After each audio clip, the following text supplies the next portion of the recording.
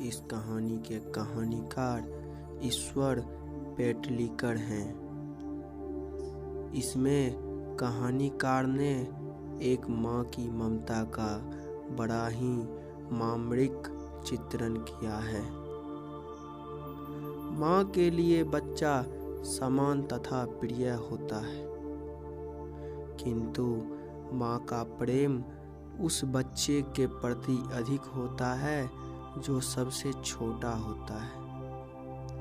माँ की 4 संतान हैं, जिसमें 2 बड़े पुत्र शहर में नौकरी करते हैं तथा एक बेटी की शादी हो चुकी है और वह अपने ससुराल में है। छोटी बेटी मंगू पागल है। माँ मंगू को बहुत लाड प्यार करती है। उसकी सेवा देखरेख सब माँ ही करती है। उसकी सेवा देखकर लोग दंग रह जाते हैं। जितना ध्यान माँ मंगू की रखती है, अपने दोनों कमाऊ बेटे और शादीशुदा बेटी का भी नहीं रखती। जब भी लोग मंगू को पागलों की अस्पताल में भर्ती कराने की सलाह देते हैं, तब माँ का एक ही जवाब होता है, मैं माँ होकर सेवा नहीं कर सकती तो अस्पताल वाले क्या करेंगे। मंगू जन्म से ही पागल और गूंगी थी।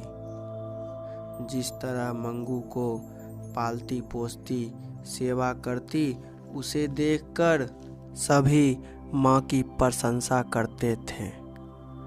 माँ के जब भी दोनों पुत्र व बहुएं शहर से गांव आते थे, तो बहुएं एवं शादीशुदा बेटी दोनों मंगू पर ताना कसती और कहती, माँ का झूठा लाड प्यार ही इसे और पागल बना दिया है।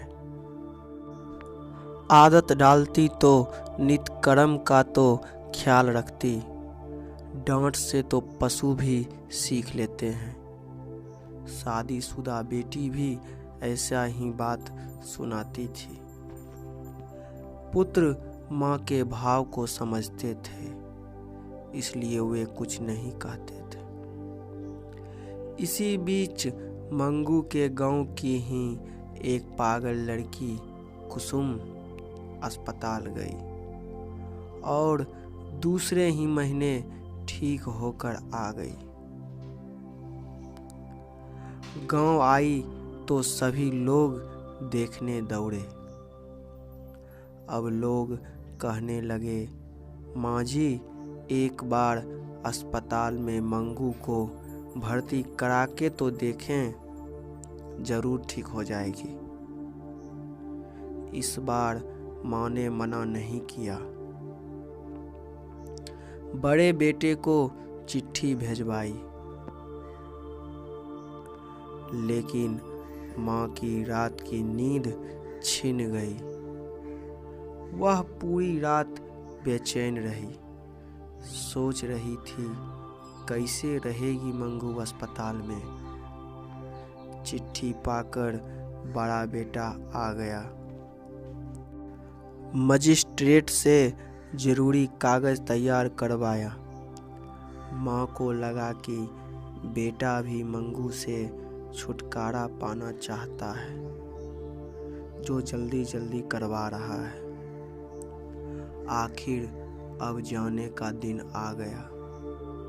उस रात माँ को एक पल भी नींद नहीं आई।